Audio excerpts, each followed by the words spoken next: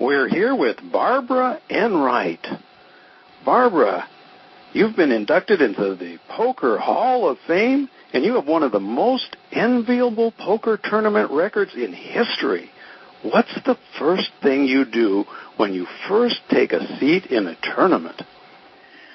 Well, the first thing I do is try to analyze the table and see who I know and how I'm going to play against them. And then I also try to analyze my own play, which a lot of people don't do. They sit down at the table and they think, oh, what a bunch of donkeys. And everybody else might be thinking the same thing about them, that they're the donkey. So you don't want to be that donkey. You want your opponents to fear you.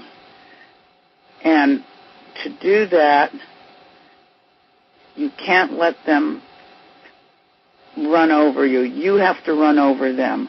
So what I try to do is I try to win the first hand I play so I have chips to manipulate the rest of the table. I got to get chips first. I try to play very tight in the beginning until I get double up and then quadruple up, and then I can run over the table, and then they'll fear me. So you're saying that it's very important once you've gathered chips, and you always try to do that in the beginning. It may take some time, so you need some patience. But once you've done that, you use these chips to intimidate your opponents. Exactly. I use my chips as a hammer and my opponents as nails. I like that. That's very good.